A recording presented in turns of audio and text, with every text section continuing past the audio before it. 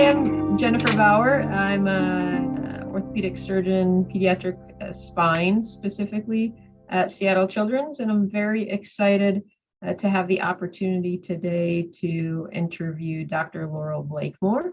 As many of you guys know, she is a well-known spine surgeon. She is a SRS leader. She was the first female elected officer, secretary and governance council chair.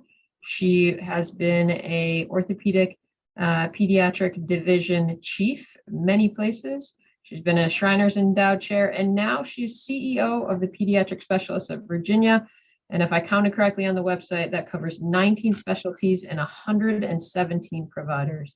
So I'm very excited to have the opportunity here and welcome Dr. Blakemore. Thank you very much. I appreciate it. It's great to be here.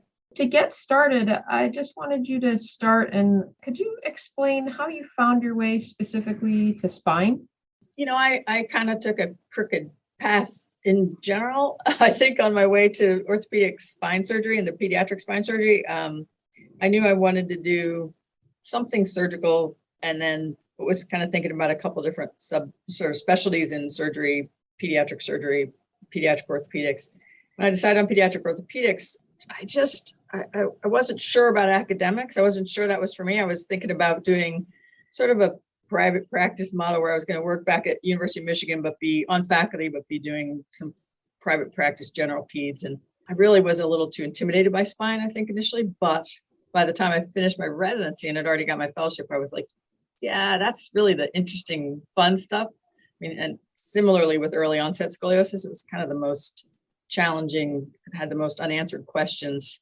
So by the time I did my fellowship at Case Western, by the time I was going to stay on faculty there, because one of the mentors there, Peter Scholes, left, I was already sort of heading that direction. And then within a couple of years of my practice starting, probably similar to you, ended up focusing more on complex and early onset scoliosis.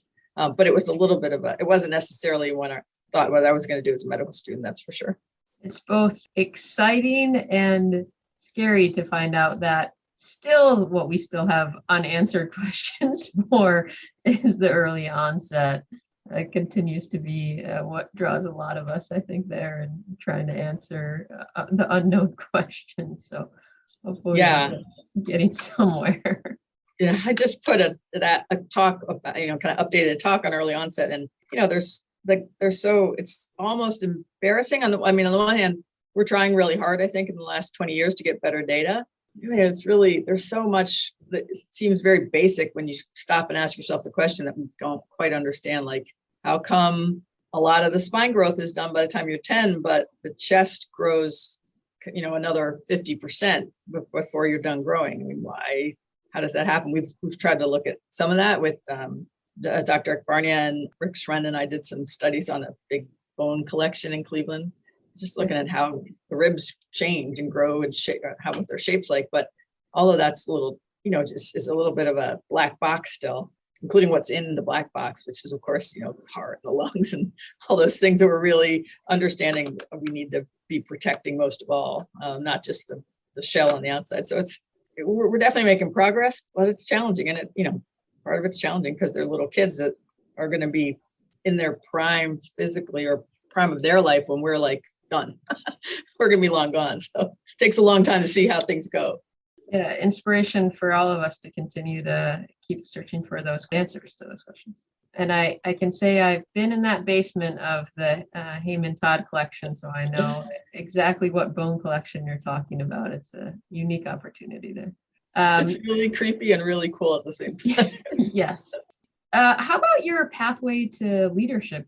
Was that similarly kind of bounced around, or did that feel like a clear path for you as well? No, I think similarly, my focus just kept changing as I went. As I say, I wasn't necessarily committed to academics initially. And I would say I still feel like, I'm still not, basic science is not something I really put enough investment in when I was in med school and, undergrad. So I always feel a little insecure, I think, about that level of research. But the reason I think I went that direction were kind of two. One is I really liked being a part of that, and I'm being a part of the group that was trying to answer the questions. And two, I think I was mentored by people that really supported that kind of curiosity about those questions. And so I think backed in academics because it was what was most interesting. So it's sort of the same as, spine deformity. I mean, if you were to make a choice for lifestyle or other reasons, probably those aren't the ones you would choose. But in terms of having a satisfying career and thinking about problems you really want to think about, I think that was the reason I went that direction. That worked out great, but it was not not like I planned it out on paper, in medical school. I just kind of kept going that direction and had good leadership, good mentorship to go that direction. Do you think that someone has to then seek out a leadership position, or do you think leadership finds natural leaders? Is that who you are, and so you naturally elevated to these positions? Both. I think that there are some skills you bring to the table probably when you come in, and so so some of those you may just bring with you. If you are interested in leadership, even if you're unconsciously interested in leadership and start to learn those skills, some coming into your career, that's obviously helpful. I also think anybody can become good at anything if they think they want to and start studying it. So that I didn't start to study it in a disciplined way really till sort of the middle third of my career. Like the first 10 years, I didn't understand a lot of what it was to be a leader. I may have been kind of getting in those positions because I was super enthusiastic, but that's probably about all I was bringing to the table at that point, was that I was super enthusiastic. But then I started to understand, wow, this is just like anything else we can study and get better. I can study and read about this and get better. It's not all, in my generation, I mean, I'm old, so we grew up in very much in a mentorship model that was like a preceptorship, right? Or an apprenticeship. You kind of learned by example. So I got to learn by example from some really great surgeons and leaders. But then the whole idea that you could also learn lots of other skills, not just by watching, but by other, learning methods, and was really important. And I just as an aside, got into adult learning, I think, through the orthopedic educators course that the academy used to do. I got on faculty for that for a couple of years. And just, that was really eye-opening, was like learning about how adult learners learn and how residents learn, and finding out all the things I was doing not as well as I could be as a teacher, as a instructor for residents. And it wasn't just all about apprenticeship. That was like my really mind-altering concept for me to start understanding that. And so I think I really changed my focus, my middle third of my career, to adult education in a broader sense, not just the way we've been taught. Yeah. Well, I'm very fortunate enough to be able to call you one of my mentors for a number of different reasons. Were any of your mentors female? And do you think it's important for us to have female mentorship, or is that kind of an overthought theory? I guess I would say that I think it's very important to have female role models. We can talk about why that is. I think that it's wonderful to have female mentorship. I had, for me, Fran Farley was my division chief when I started at Michigan. And she was probably my best female role model and mentor. I mean, she not only was a good surgeon and took really good care of patients, but she always tried to bring up the young women that she worked with to push us to get roles, push us to, do research projects, try to get tenure in Michigan, which, like Michelle Caird was someone that Fran mentored to, get through Michigan. They used to say Michigan eats its young. I mean, and in terms of tenure and promotion, that's how it was when we were starting out. And Fran was really instrumental in helping with her and me to get into those kind of positions. But I think that's the fact that she was a woman was really important to me, but she didn't need to be. And a lot of the other mentorship I got were from men because they were the only ones around. I didn't have a lot of other women in spine, particularly in spine, but even in pediatric orthopedics. So like Bob Hensinger, who was the chairman there, Tony Herring, people I didn't train with even. I just, probably just bugged them a little bit at meetings and went up and tried to meet them and, get involved with things that they were doing. Al Crawford, Dan Cooperman, who was one of my fellowship directors, who was just such a brilliant thinker. They were really important in my career. And I think if you look at that kind of group of leaders, they were very fair about women and underrepresented groups. I don't think they cared too much that I was a woman. They just wanted me to do my best and to be better and to sort of help them solve these problems. So I think picking mentors isn't necessarily about what gender or if it's the same type as you. It's great if you have that option, but it's not, I wouldn't say it's mandatory to be successful and to understand.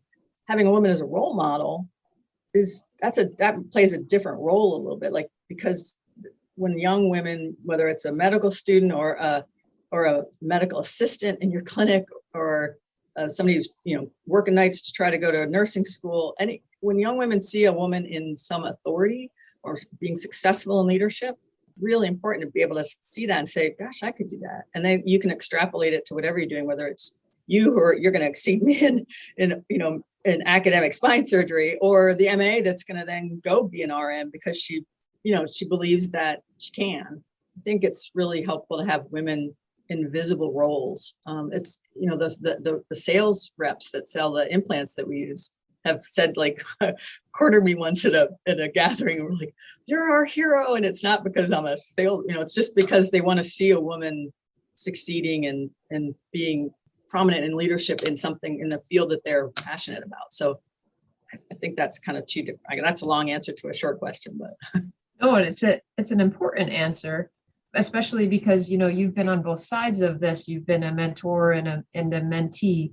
I wonder, what do you think about the argument that some women make that we shouldn't really be drawing attention to ourselves as a female spine surgeon or women surgeons? We should just be surgeons. We should be spine surgeons. Are we placing unnecessary qualifiers on us when we have Women in Spine Day or different focuses specifically that are kind of gender-based? I think the short answer is it's good.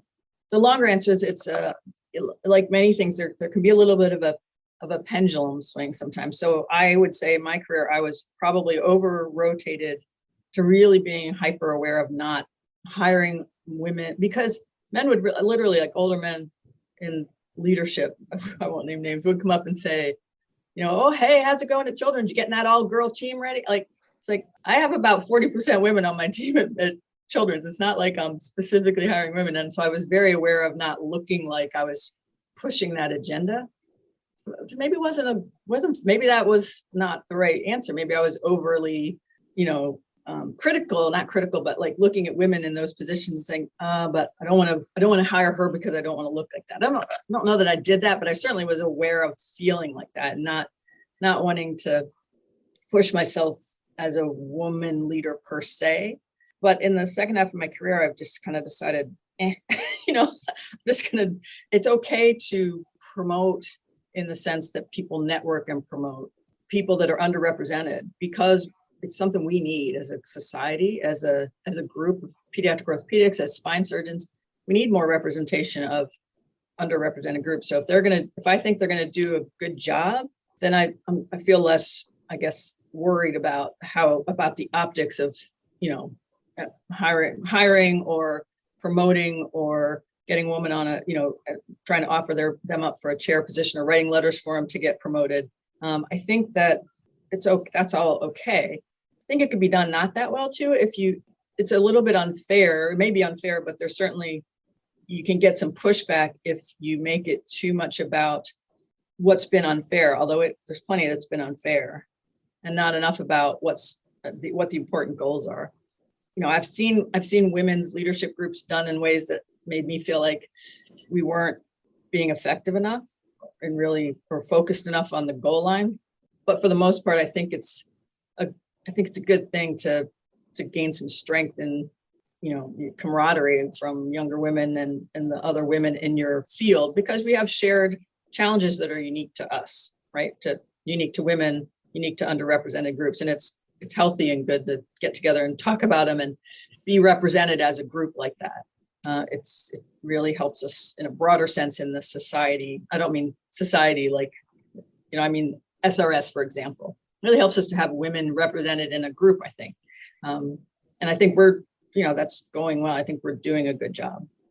Do you feel now, as a CEO of a huge physicians group and on the board at SRS. Do you feel acutely aware of your position as a minority within these leadership ranks where you've achieved?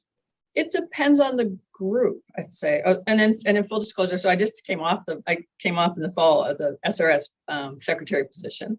So I'm not right now on the board.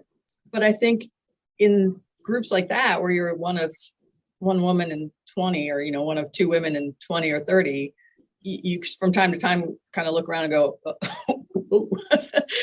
and you notice. There are other leadership positions. I think in medical administration, I'm looked at with more suspicion because I'm a surgeon, and surgeons have tended to be a little brusque and maybe not have super good people skills always. That's the reputation. So they expect you to be combative a little bit. And that's more the bias against me, I would say, in administration than the fact that I'm a woman. Although there aren't that many women CEOs. And even though I'm a relatively small, it's not like a whole health system, but there still need more. If you look nationally, in general, women are underrepresented in the C-suite. So I would say that I am conscious of it, but I don't feel like there's very many times that it's obvious that I'm being held back or held to a higher standard. I think in general, that has been the case for underrepresented groups, for sure. We all know that underrepresented groups have had to sort of fight a little harder and be a little better to get the same recognition. The numbers certainly support this underrepresentation. You published a JBJS article in 2003 showing that only 9% of the orthopedic residents were female. The update to that about 20 years later improved to 16 for residents. 16% were women, but we're still lagging behind the other surgical departments. Their different improvements in their cohort. And I've long wondered what that means or how to frame that. And I think you do it really well in that article, explaining that if only 9% of the residents are female and medical school has 50% that's female, then we're missing out on the top percentage of applicants in this other half. And so we're not even drawing from perhaps the top tier of the applicants. Why is it? Why do you think it is? And so the numbers for spine are even smaller. Right now, the number of matched fellows, the highest in 2010 was in pediatrics, 25%, and the lowest was in spine, 3% for orthopedic surgeons that matched as women. Why are there less women in orthopedics? Why are there even less women in spine? Is it not appealing, or is it obviously it's appealing to us? Yeah, it's great, right? But it's like so obvious to us. But I think so. Two things. I think it's really hard to understand why there aren't women increasing in orthopedics as much as we would like in spine in the last 10 or 15 years. You'd be naive, I think, to say that it's not, because there is some out there still discrimination and bias that affects younger women as they're going through their training, that makes them go, I'm not gonna put up with that. Why would I fight that fight? And that's fine. But those are the barriers we need to try to get rid of. And that's not just perception. I think the days it was a cop out to say, oh, well, there's just this perception that it's too physically hard or that the cases are too long. Well, it is a little physically hard and the cases are long. I don't think that explains why we are not recruiting in the numbers that we would like. I think it's because there still is, whether it's conscious or not, bias that is coming from us as a group in terms of spine surgeons, that's being read by those medical students, fellows, and some of it's just flat out still. We're a little bit sheltered because we tend to work with people at SRS in leadership that are all really supportive of diversity, but I still talk to medical students that say, oh yeah, my advisor told me there's no way I can go into orthopedics because I'm a girl. I'm not strong enough, whatever. Stuff like that. Do you think went out circa 1970 is still being said to young women trying to get in, decide what they want to do?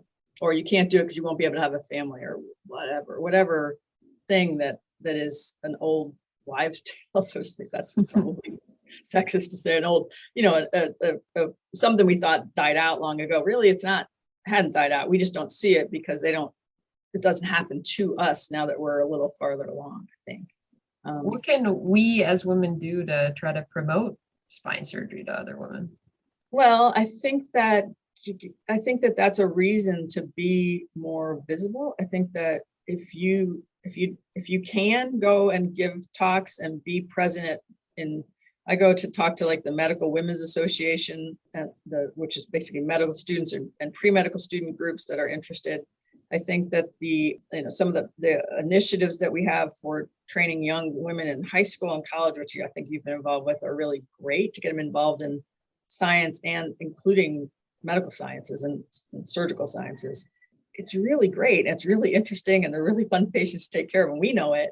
We just need to, again, be seen in front of young people that are making decisions that are currently underrepresented, so that they know that, oh yeah, there's women doing this. There's women doing this and loving it and having families, and yeah, it's hard and physical, but that's all okay. To your point about the population that we're missing on, I mean, there's two really important reasons to recruit a group of people that look like the patients they serve. One is just what you said. It's like when we used to say, if you had to take call every other night, you were missing half the good cases. Well, if you're only recruiting from half the medical student population, you're missing half the good applicants. And so it's okay to actively put yourself in front of them and let them know that there are opportunities, I think. And second, the patients need to be cared for. They've talked a lot about this on, for instance, the Gladden Society. Patients that get care from a group of caregivers that represents them get better care. So we will give better care as a group of spine surgeons when we have better representation of the patients we're taking care of, meaning better representation of women and underrepresented groups. So I think that's the most important reason to do it, is that we'll be better surgeons and doctors. You've also been in charge of the diversity task force for SRS. So I know that you're walking the walk and talking the talk at the same time. So this is clearly something that's of a strong interest and passion that you have. What would you advise to someone else who feels a similar passion towards making sure increased female representation, but the same for racial and ethnic minority representation in the field? Yeah, I think that, again, I was probably a little under brave about being involved in efforts like that early on, or creating them, because I always, and I'm not saying this is correct, but I think I had the feeling, well, I got to get my foot in the door and kind of prove myself before I can take that on. And we women coming through that generation put up with a lot of hair raising injustices, I think, to get there, and just moved on. Because for me back then, if a woman, you could complain about harassment that you went through. It's sort of like what they say, well, why do women come forward so late? Well, because 30 years ago, if you'd come forward, yeah, you might have had your case heard, but you would never get any farther in orthopedics. They were just going to make sure that group of people back then was going to shut the door on anybody that was considered making trouble about that kind of issue. Now I think it's part of why I'm really excited that there are more women and underrepresented surgeons in spine, is that now if that happens, people can come to us or me and we can do something about it. And I think the leadership in general wants to do something about any instances like that. There are, I think, thankfully much fewer and farther between. But I think that being in leadership like that, being on diversity task force, putting yourself out there and saying, we're available to talk about this, we're available to hear your concerns, we're going to push some initiatives forward. So like the DEI task force, which is, I co-chair with Serena, who's our first president-elect for SRS, which is very exciting. We have a lot of different initiatives, kind of things in the fire, like just basically trying to educate the entire society about unconscious bias, why diversity is important, things, how they can improve diversity in their groups and in their universities and things like that. So I think all these little steps are kind of moving the ball forward in terms of getting to our goals. And our goals are just what we said. Our goals are that we as spine surgeons, as SRS deformity surgeons, represent the population better. I think in my position, owe a debt of gratitude to people like you and Dr. Sue, because it's true, having you up there normalizes the experience for me. And I can say that, within the SRS, I've never felt uncomfortable with my interactions, and am certainly very grateful for my membership and all of the mentors that I've had with it. But I haven't had to go through the same things to get us to there that you guys have on our behalf. And so again, we owe you guys a lot of gratitude.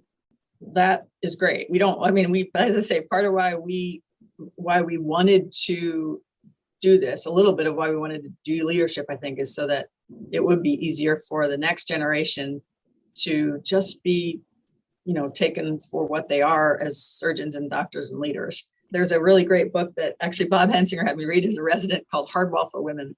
And it talked we've talked about a lot of great things about the glass ceiling and things, but also that, the first of a something in a group is like a token.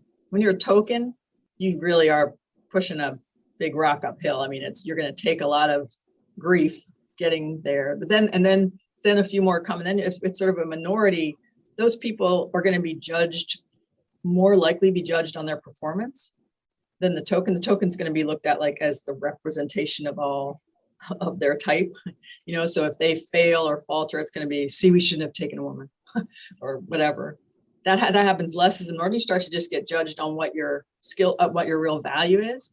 And then when you kind of get past the minority into more reasonable representation, more representative of the group that we all came from, which in this case is 50-50, which would be great.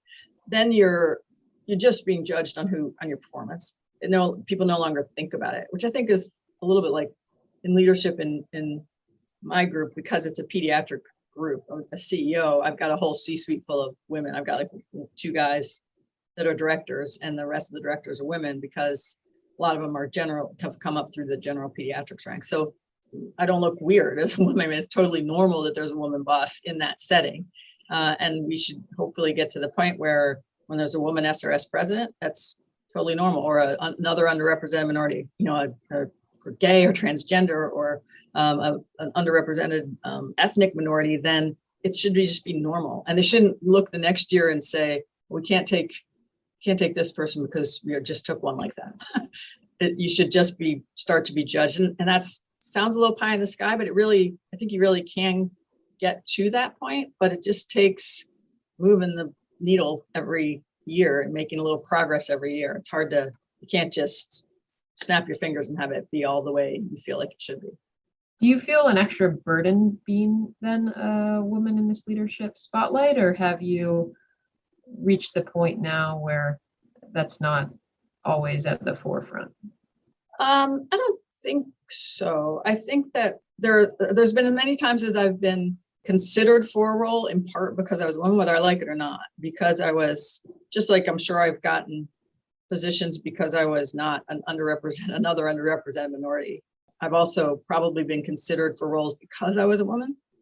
But I've also been, that's okay for now. I mean, there's a lot of things that aren't ideally fair, but I've also for sure not gotten things because I was a woman or not been considered. And the subtle sort of microaggressions that we all face in our lives, and many of us, probably you, because you work really hard and you're really good, you're probably a little oblivious to it. I am to some extent, but sometimes if you really sit down and think about what people have said to you or what's happened to you, you go, wow, that's still a thing. I mean, there's for sure still lots of progress to be made, just in people thinking in a way that's more fair for women and underrepresented groups. It's not like we're there yet. Yeah. But we're trying. But I think the SRS has really made a significant investment through the DEI task force, through these podcasts. I mean, in trying to address what is an obvious and longstanding inequity in SRS and spine care in general. They need to work on it. We know we need to work on it, I think. And so these are the ways we're doing it. And I feel like it's something that on one hand, we should be really proud of because it's been supported by leadership for the past few years. On the other hand, we understand that we're not I don't think the leadership's naive that there's a long way to go. And just, you don't have to look very far to see the numbers in SRS and understand that we have a long way to go. I think this has given me a lot of things to think about, but also so much hope, actually, and excitement for the future. And again, gratitude to you and everything that you and people like you have done for allowing me to sit in this chair, and maybe a little bit of an easier path than you had.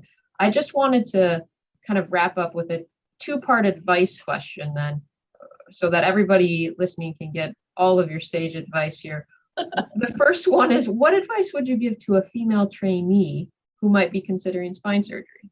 Well, first, let me say that I am also super excited because when I think about, I feel like we've hit a critical mass. When I think about all the outstanding, women that are sort of young, mid-level career spine surgeons like you and Lindsay Andrus and Noelle Larson and, Amy McIntosh, and there's more, and I won't go through the whole list, but it's really, that's super exciting to me. Like, I think I underestimated early in my career how great that is and how great I would feel about that. Like, I do feel like I've helped in some way, and that makes me super happy. I think that if a young woman is thinking about spine surgery, I would tell her absolutely all the great things about it. It's great to take care of those kind of patients. In pediatrics, at least, I don't have experience in adults, but it's really wonderful. It's really hard. You just have to, if you're the kind of person that likes to go in an area that's unsolved, we've sort of got degen fusions and short segment fusions down pat, right? But early onset is still a really difficult question. Even just other aspects of pediatric deformity aren't exactly like a done deal. Tethering is a great example. We don't quite understand the best applications. So if you like that, you absolutely should go for it. Don't let anybody tell you that you can't have a family, or don't let anybody say can't, basically. You can. But you also need to be realistic that any surgical career has sacrifices. And while it's great to have some flexibility, and we've gotten better about being more flexible about hours and childcare and all those things, it's a challenge. And when you've got a case to do and your partner's stuck in the OR, this happened this week. I was stuck in the OR. My partner, who has kids at home and had a nanny leaving, had this kid with a septic arthritis that had to be washed out. You gotta deal with it. There's it's hard, but I think it's totally worth it. I think that women that have had important careers and important family lives and raised children, they would all acknowledge that it's been really hard and really worth it. So I think anyone that's interested in it, I would absolutely tell them to move forward. Now, moving forward means it's great to find mentors. Find mentors that you like. You can find female mentors, I hope now. You can find male mentors. But don't let people tell you can't because of any of the reasons that unfortunately are still being told to young women. Unless it's because you are really have some really insurmountable obstacle that I can't even think of. That's a reason that you should go into a different area of orthopedic care. And then what advice would you give to someone like me, sort of early career female spine surgeon, that might aspire to the same level of leaderships that you've attained?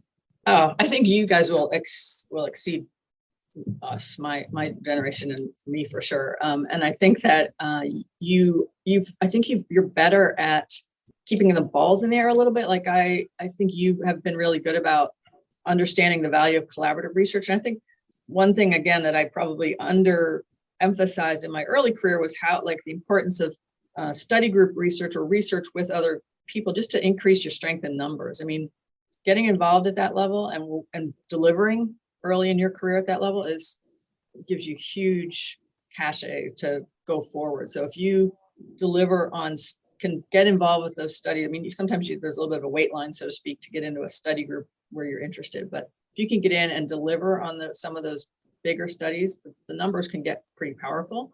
It's data dependent, obviously, depending on the quality of the database. And that just gives you all sorts of ideas. You get to go talk to these super smart people once or twice a year and get these ideas about what you could look at and what questions you could answer, and it just kind of snowballs. So I think keeping that in the air is one important thing. And then I think from leadership standpoint, you just have to sit down every week and think, what's the question to ask to get to that next level? Meaning, is there a committee that I think would be interesting that I could work on? Is there a scholarship that they're offering, a traveling fellowship that they're offering that Dr. Blakemore could, write a letter for him, put me up for? And you might have to do that a couple times.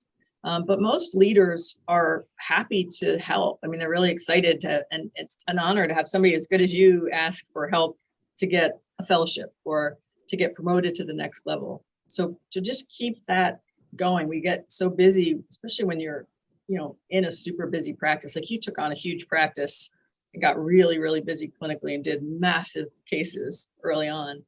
That's unbelievable. But also it's the best you can, keep that other stuff going, keep asking those questions. What can I do to get further in leadership, to understand leadership better?